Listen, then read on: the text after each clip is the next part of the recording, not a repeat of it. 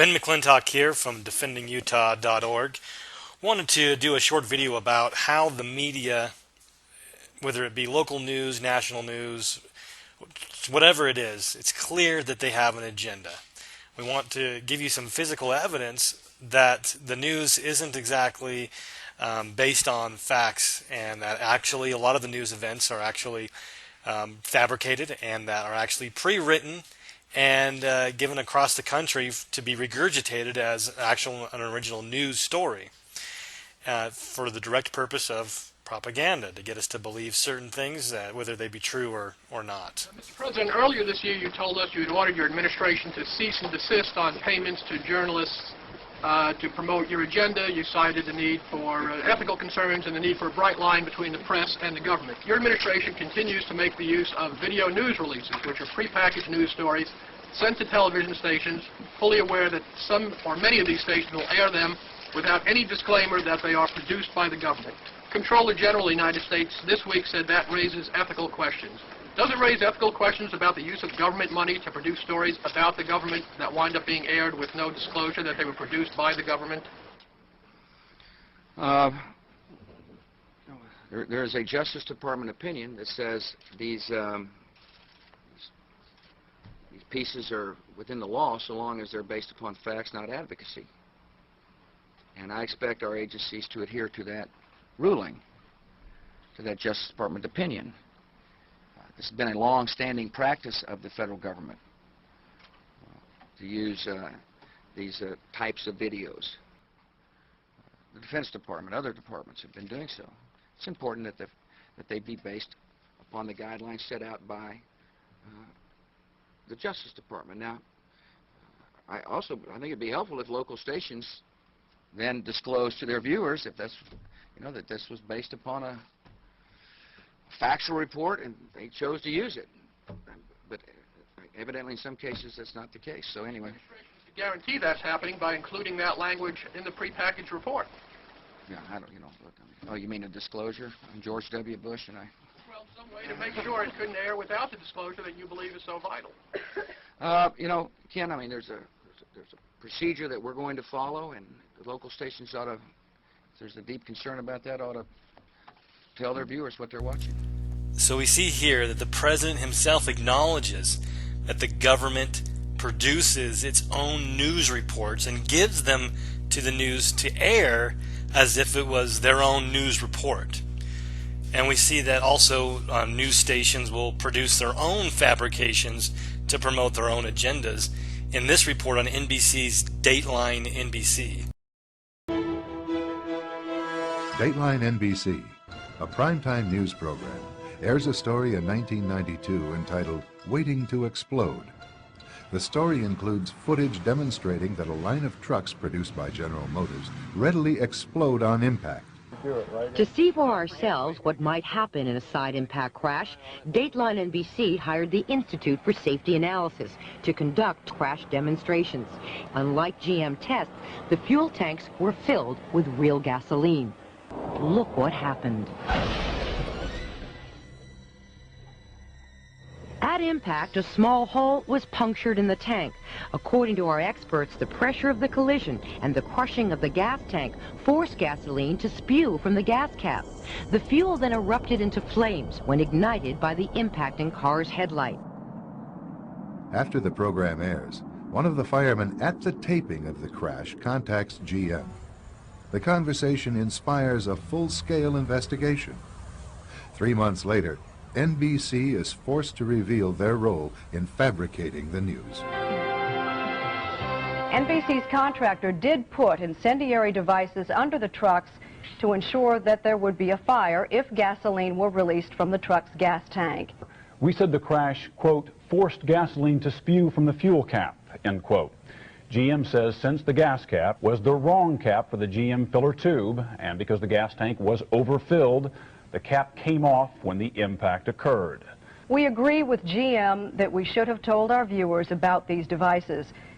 The Dateline reporter, however, said, quote, at impact, a small hole was punctured in the tank, unquote. GM has now x-rayed that tank and found no hole. We acknowledge the placing of the incendiary devices under the truck was a bad idea from start to finish. That's our new policy, and we'll be right back. As we see here, the media doesn't just make up a story or report a story that was written for them. They have a preconceived notion that they want to promote to you. And if the facts won't lead you there, then they will make the facts, and they will manufacture lies to get you to believe something is the truth. Not only are news stories fabricated, but real news stories are killed as well. Does Carrie still have the RFID tag in her arm? Dude, the RFID thing. Yeah. Why did you not? I'm sorry. I'm not. It's not going to happen. Okay. Here's what happened. Here's what happened.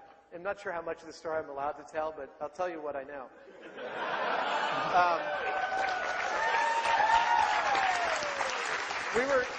We were going to do RFID, and on several levels, you know, how hackable, how reliable, how trackable, et cetera, et cetera.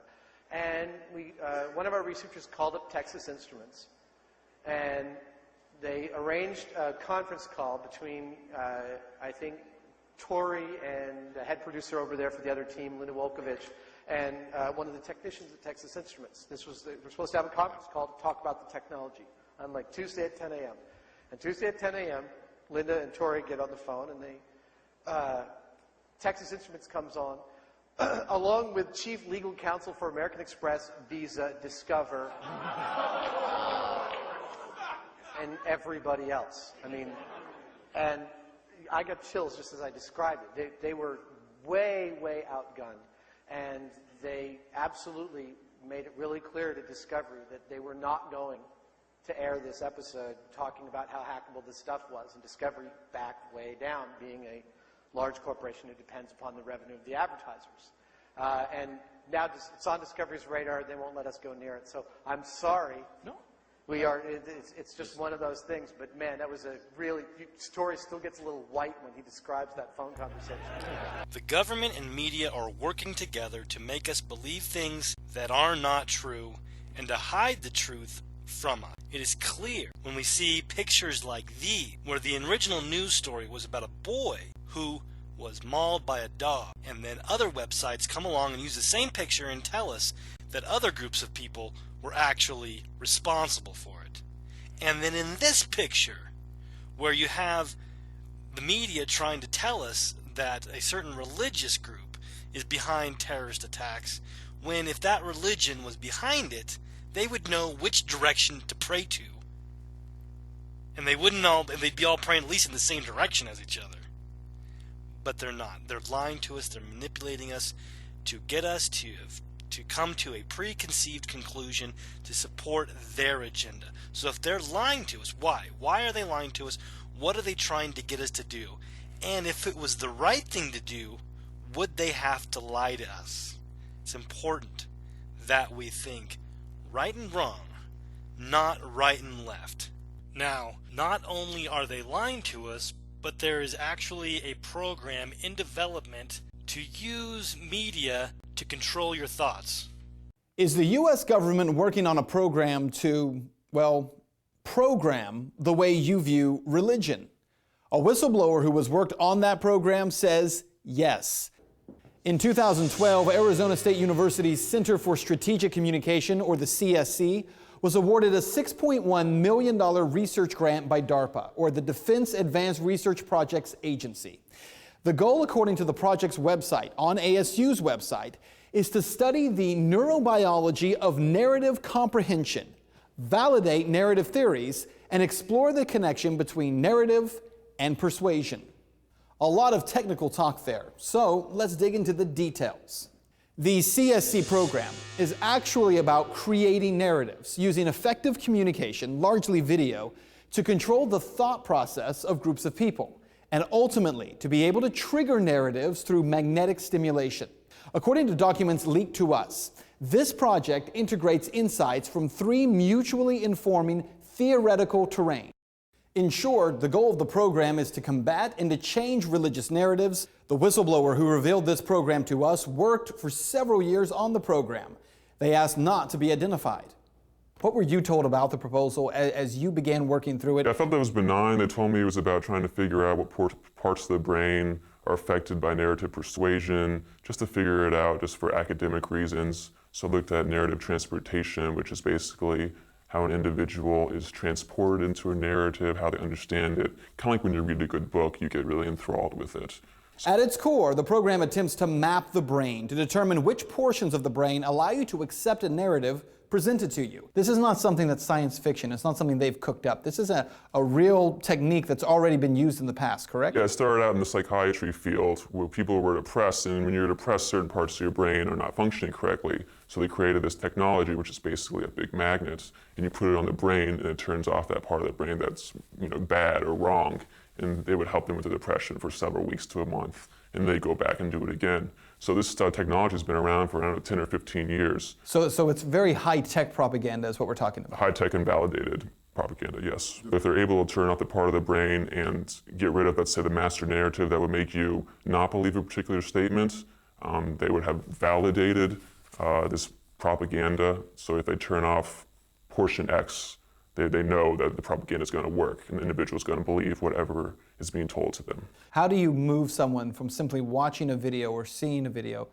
all the way down that line to behavior? It's a pretty powerful tool if you're able to do that. So first thing that maybe an extremist statement or a video like Al-Qaeda puts out will lead to some individuals doing a suicide bombing, for example. So they're trying to look at this video or this statement, take away a part of your brain that will think that it fits in with your cultural or master narrative, and that will hopefully lead you to not do this violent act.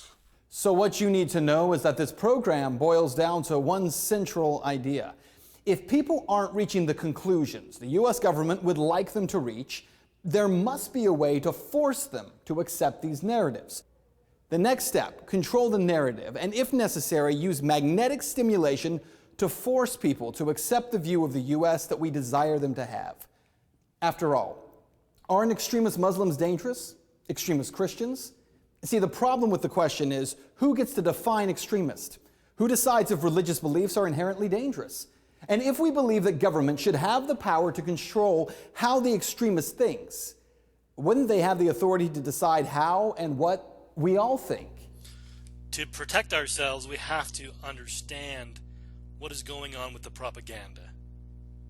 And once we understand what's going on with the propaganda, now we're prepared to withstand it and at least be able to make a judgment of what's going on, especially when they're using technology as they are. Please join with Defending Utah, who has a program to help expose the enemies of freedom, as well as organize to defend the principles of liberty. Go to defendingutah.org today.